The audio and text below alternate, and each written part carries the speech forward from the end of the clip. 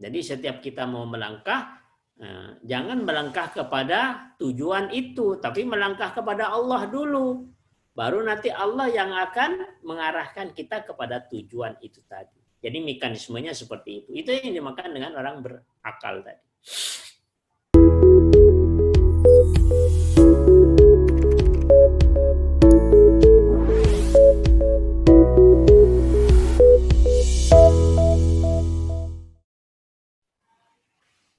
Monggo Pak.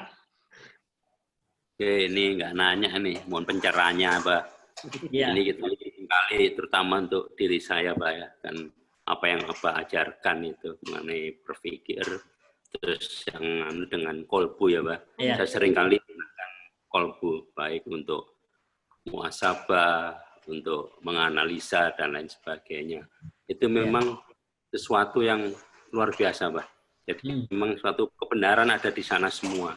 Jadi suatu kejadian apapun itu pasti benar itu Pak. Ya. Nah contoh kecil lagi nih, saya sering kali itu, saya pengen ini nih, muncul itu Pak beberapa terus. Pengen ini itu muncul juga. Terus ada sesuatu, misalnya ada sesuatu yang akan terjadi, itu juga kejadian beneran gitu Pak. Ini sering kali begitu. Nah makanya saya udah mencoba ini, sudah nggak berpikir lagi. Saya walaupun menganalisa, walaupun mengajar koreksi dan lain sebagainya, koreksi untuk ujian saya mencoba dengan kolbu. Alhamdulillah Pak.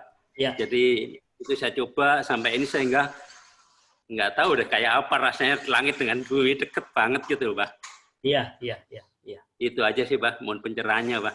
Iya Pak. Jadi ya itulah sesungguhnya itu kan ayat-ayat kauniyah.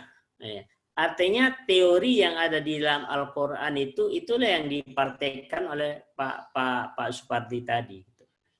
Jadi artinya memang ada akal dengan berpikir itu memang dua hal yang berbeda.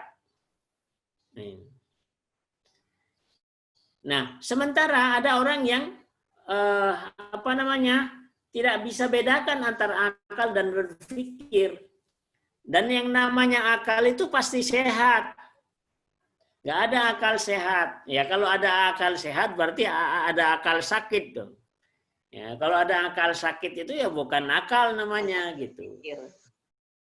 Nah, maka di sini semuanya kita akan, jadi apa yang saya sampaikan ini sebenarnya apa yang ada di dalam Al-Quran. Ya. Jadi bukan pendapat pribadi saya. Cuma saya mentelusuri di Al-Quran, saya petani satu-satu, ternyata ini memang ada perbedaan yang jelas antara berpikir dengan berakal. Dan berakal ini sesungguhnya ketika seseorang melakukan sesuatu, maka itulah sesungguhnya pertolongan Allah itu. Bersama-sama dengan orang yang berakal tadi. Tapi berpikir itu enggak. Karena berpikir ini tidak mengikut sertakan Allah. Jadi apa yang pengalaman yang dijelaskan oleh Pak Pardi itu memang luar biasa gitu. Bahkan orang yang mempergunakan akal ini sebelum menjalankan jadi sebelum akal itu melakukan pekerjaannya, ya kan? Solusinya sesungguhnya sudah disiapkan oleh Allah Subhanahu wa taala. Jadi jalan keluarnya itu sudah diberikan sama Allah gitu. Itulah hebatnya akal itu. Tapi berpikir nggak seperti itu.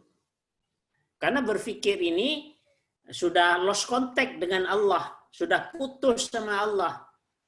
Jadi orang-orang yang berpikir ini artinya betul-betul dia mengandalkan berpikirnya tanpa pertolongan Allah.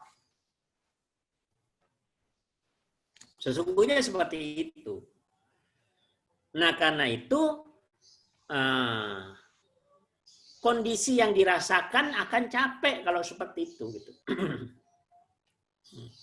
Tapi kalau yang dipakai adalah akal, hidup itu nyaman gitu.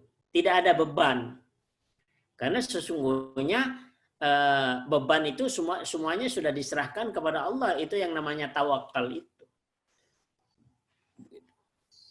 Sehingga betul-betul apa yang dilakukan oleh kolbu kita itu benar-benar itu adalah kalau dikatakan tadi di surat Al-Hadid ayat 28 itu, aku berikan cahaya, dengan cahaya itu kamu berjalan di permukaan bumi dengan benar.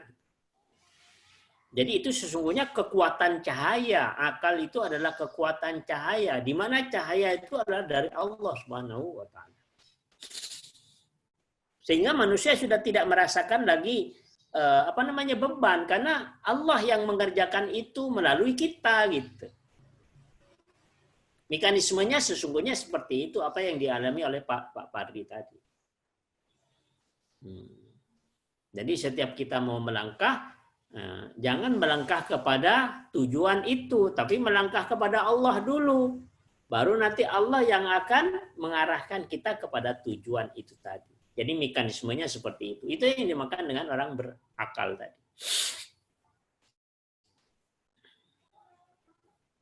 Barangkali itu. Wallahu a'lam, Pak Supardi Haris.